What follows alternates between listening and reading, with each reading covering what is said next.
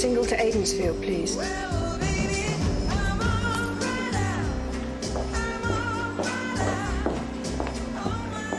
Excuse me. Are you free? Do you know where Dr. Tricia Summerby lives? Oh, yeah. Could you take me there then, please? Yeah. Heather! Oh my God! I don't believe it. What are you... Jenny, this is an old friend of mine, Heather Conway. I knew that the moment I saw you. What are you doing up here? I was worried about you. I thought you were in the West Indies or somewhere.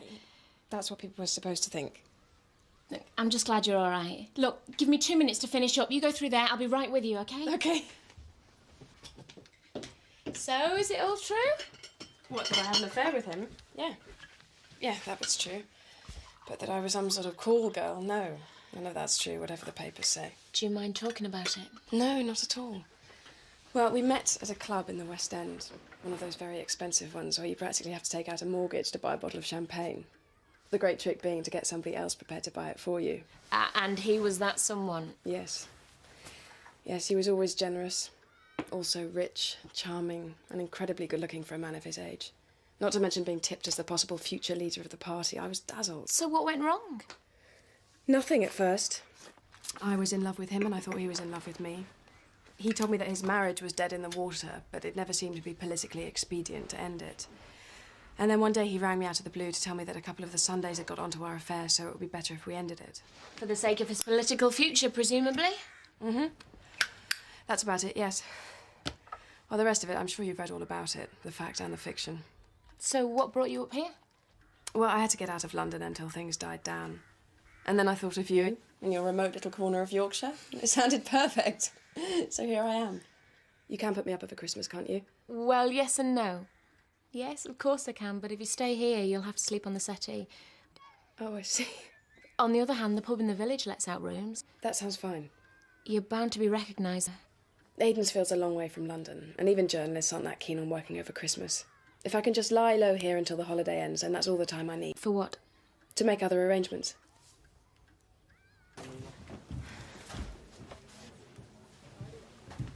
This is an old friend of mine, Heather Conway. Heather's spending Christmas with me and needs a room over the holiday. Also a bit of privacy, if that's possible. Oh, I see, yes. Your secret is safe with me, Miss Conway. Well, you're going to find Christmas up here pretty quiet after swinging London, Heather. Well, believe me, Gina, after what I've been through recently, a bit of quiet sounds most attractive. Hi. Hi, Phil. And you're going to introduce us then, Gina? This is Heather. Heather, Phil. Hello, Phil. And watch what you say, he's a copper. Oh, really? You, just passing through, are you? As a matter of fact, she's staying with us over Christmas. Oh, really? I have a feeling I know you from somewhere. No? I can't for the life of me think from where. Heather, can I have a word upstairs? Yes, excuse me. Hanson. That's what he said. Does it ring any bells? No, but then that doesn't mean anything. There's a bloke downstairs from the press, name of Hanson. I can't stay here. Looks like my sofa will have to do.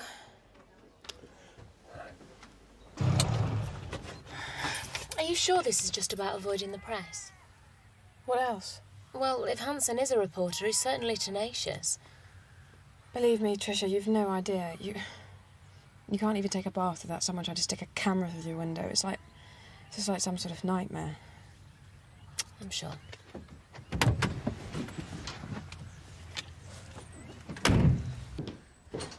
Two more calls while you were out requesting home visits, along with the 4 you've already got to make. Here's a list. Heather... Oh, no, you go. I'll be fine. I can help Jenny put up the decorations. OK, thanks. See you later. Okay, bye-bye. Hello. Tom Nicholson. And you are? Heather. Heather's staying with us over Christmas.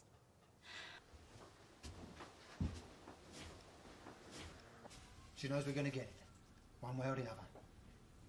So if she's got even half a brain inside that pretty little head of hers, I suggest she uses it. All right, Heather, what is going on here? And this time the truth, please.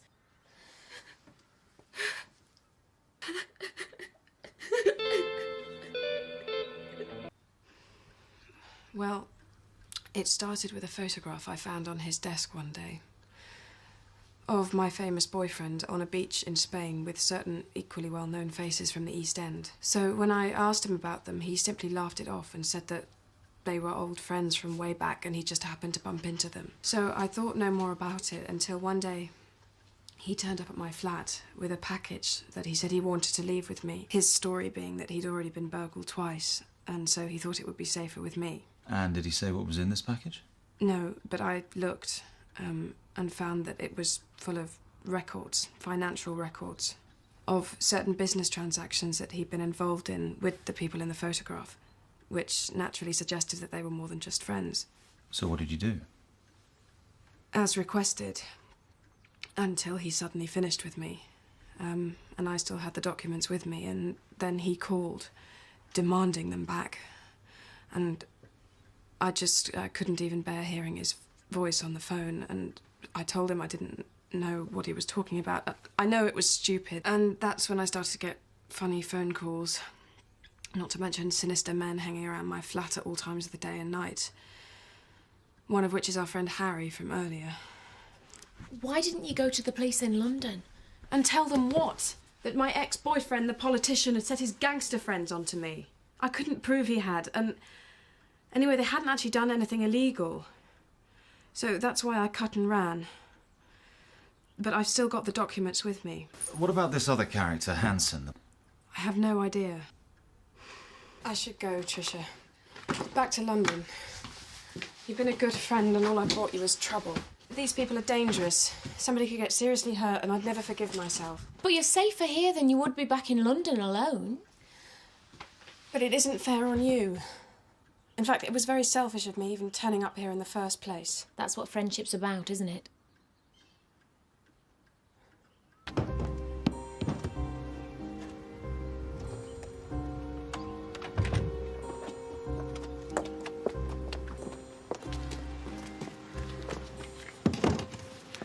Thank you. Oh, keep the change. Listen, can you do me a huge favour? There's a man waiting for me at the Aidensfield Arms. His name is Harry. Can you give him this and tell him Heather sent it? Thanks, David. Bye, then.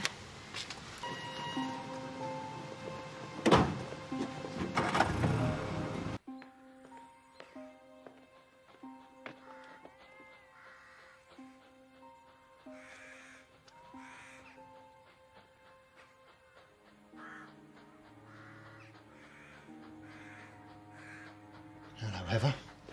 You got what you came for, so please leave me alone. You've been a naughty girl. Inconvenienced a lot of very important people. And the way they see it, you know too much. This will be your train, will it, doll? Oi!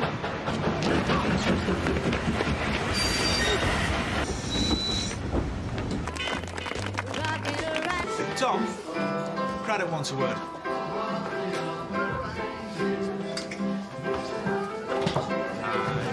You should be ashamed of yourself, taking advantage of a young child.